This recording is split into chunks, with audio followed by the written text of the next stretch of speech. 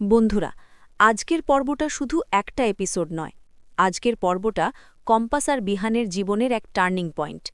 আজ এমন কিছু ঘটতে চলেছে যা কম্পাস কখনো কল্পনাও করেনি, আর বিহানও বুঝতে পারেনি এই দিনে তাকে এত বড় এক লড়াইয়ে নামতে হবে। বিহানের জন্মদিন, কম্পাসের নিঃস্বার্থ ভালোবাসা।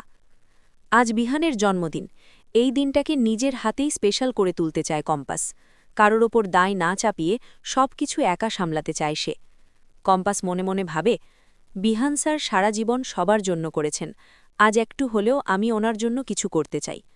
কিন্তু কম্পাস জানে না, এই ভালোবাসায় ভরা দিনটাই তার জীবনের সবচেয়ে ভয়ঙ্কর দিনে পরিণত হতে চলেছে। মুক্তির বিশ্বাসঘাতকতা।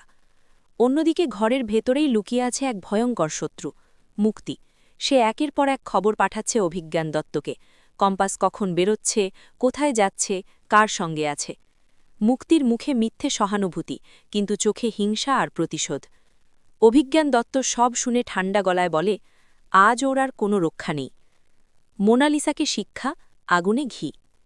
মোনালিসার আনা দামি কেক গরিব দুঃখীদের মধ্যে ভাগ করে দেয় কম্পাস। লোকের সামনে অপমান, অহংকারে আঘাত।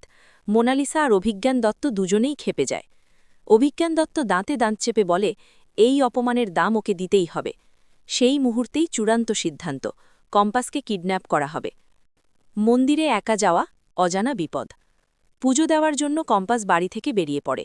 মেঘমালা ঘুমিয়ে থাকায় কাউকে না ডেকে একা চলে যায় সে। মন্দিরের বাইরে তখন অভিজ্ঞান দত্তের গুন্ডারা ওত পেতে বসে। চারদিক ঘিরে ফেলে তারা। কেউ নজর রাখছে, কেউ ফোনে আপডেট দিচ্ছে। অভিজ্ঞান দত্ত হুকুম দেয়, পুজো শেষ করুক, তারপরই কাজ শুরু হবে।